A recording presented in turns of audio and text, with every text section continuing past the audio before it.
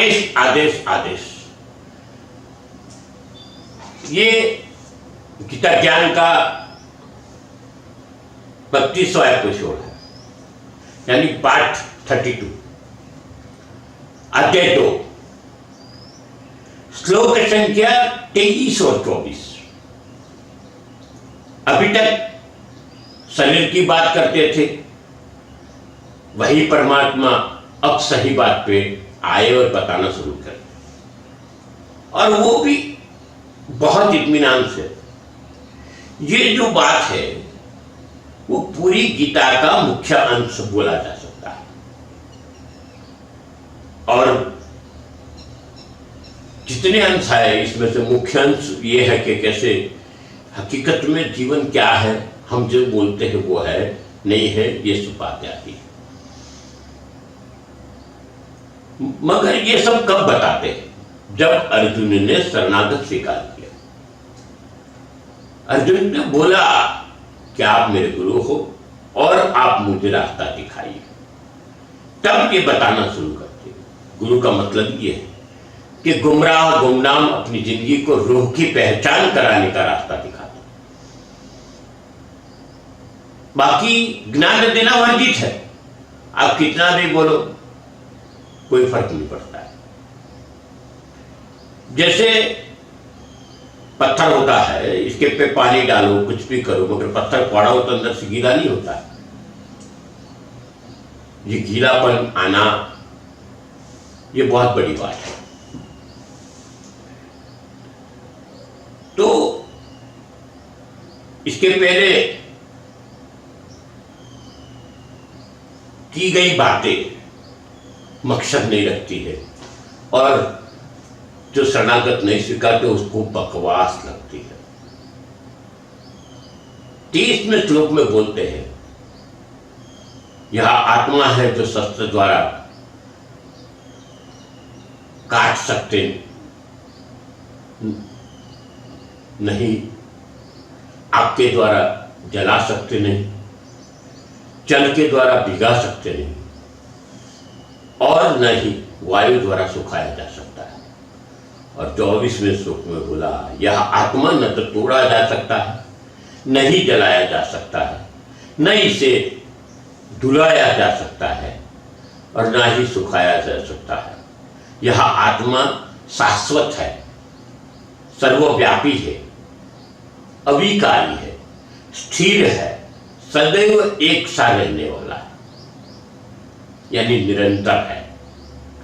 ये शरीर को कोई शस्त्र छेद नहीं सकता, क्योंकि प्राकृत शरीर वहां पहुंच ही नहीं सकता। यह आत्मा की बात की है। जितने भी शस्त्र है वो पृथ्वी तत्व से जुड़े हुए हैं, और आत्मा जो है वो कोई पृथ्वी तत्व से जुड़ा नहीं है, तो इसको कोई असर नहीं होता, ये ज्ञान रखना। और कोई भी चीज इसको जरा भी हानि नहीं पहुंचा सकता। अग्नि भी आत्मा को जला नहीं सकता, क्योंकि आत्मा तक अग्नि तत्व भी छू नहीं सकता। तो जलाने की तो बात ही कहां से आए? जल तत्व की बात करें तो वो भी इसको भिगा ही नहीं सकता या गीला नहीं कर सकता, क्योंकि वो आत्मा से परे है। वायु तत्व की बात करें तो वायु भी उसे सुखा नहीं सकता। जब गीला ही नहीं हो सकता, जब भिग ही नहीं सकता, तो उसको सुखाने की तो बात ही कहां से आती? फिर भी आत्मा को वायु कुछ नहीं कर सकता और कोई हानि नहीं पहुंचा सकता। पूरे जगत में कोई भी महत्व की बात हो तो तत्व जो जीव सृष्टि को जीने का बल या हानि की पहुंचा सकता है, ये 5 तत्वों की बात है। ये 5 तत्वों में पृथ्वी आती है, जल आता है, अग्नि आती है, वायु आता है, आकाश आता है। इस पंच महाभूत कहा है। इसको कोई पंच महाभूत क्यों कहा? ये पंच महाभूत का देह है। तो मगर यहाँ पे 5 तत्वों की जो वेदों में बात की है, इसमें से यहाँ पे 4 ही तत्वों की चर्चा की गई। 5वें तत्व के बारे में कुछ बताया नहीं गया, क्योंकि 5वां तत्व वो आकाश है।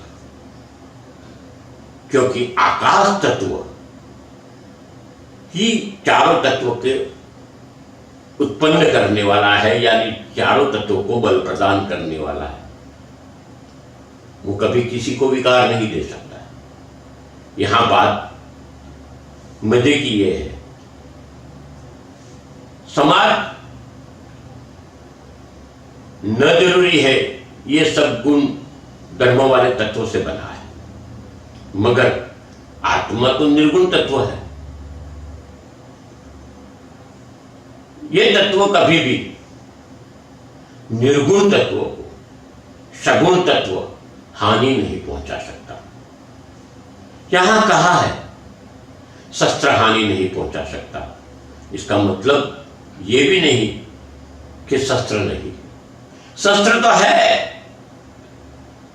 मगर शरीर में जो आत्मा है वो सर्वव्यापी है। और शरीर की बात करो तो जो मानता है तू वो नहीं है। शरीर मरता है, शरीर कटता है, शरीर जलता है, शरीर बिकता है, मगर आत्मा को इससे कोई फर्क नहीं पड़ता।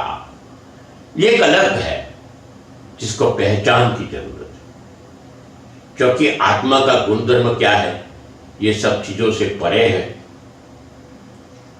और अवस्था की बात करो तो ये शरीर की बात है कि एक अवस्था आई, दूसरी अवस्था आई, एक अवस्था पूर्ण हो गई, दूसरी अवस्था में प्रवेश होता है, ये शरीर की बात है। इस आत्मा से कोई लेन देन नहीं। अर्जुन विनाश की सोच से शोक कर रहा था, तभी इस सोच से आगे जिसको विनाश का खुद कारण समझता है और शोक करता है, तो भगवान ने उसे आत्मा की पहचान करवा दी कि तू तो निमित्त है।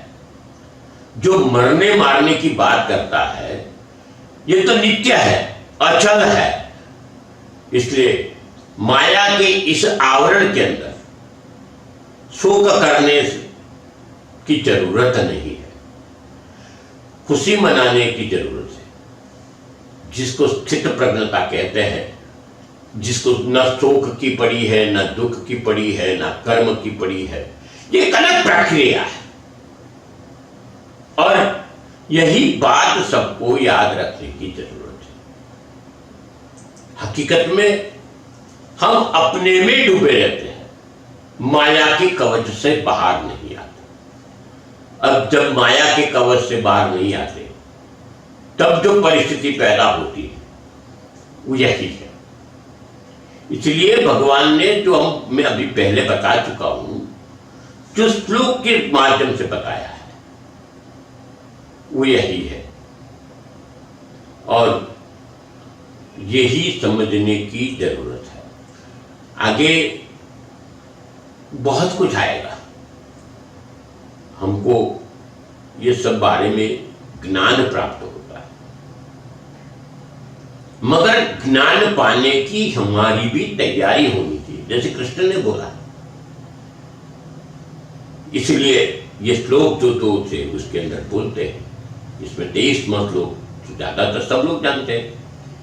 नैनं छिदन्ति शस्त्राणि नैनं दहन्ति पावकः न चैन क्लेदा यत्वाणि न शोषयति मारुतः।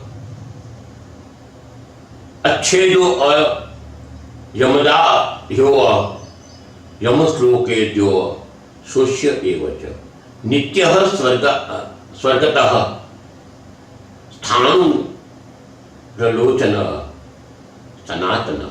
ये सनातन है, हमारी संस्कृति सनातन है, ये बात सनातन से लगती है। आत्मा की बात करें तो सनातन, ये सनातन, हमको सनातन पे ध्यान देना चाहिए। और इसलिए हम हमेशा कहते हैं, आपको विनती करते हैं कि सनातन की बात है, सनातन धर्म की बात है, तो ये वीडियो को लाइक करिए, सब्सक्राइब करिए, ये वीडियो को शेयर करिए, लोगों तक पहुंचाइए, क्योंकि सनातन की सही सोच लोगों तक पहुंचाना जरूरी है। आप सबके जीवन में कृष्ण परमात्मा की कृपा बरसी रहे, गुरु गोरक्षनाथ की कृपा बरसी रहे, ऐसी शुभकामना के साथ में अस्तु, शुभम भवतु।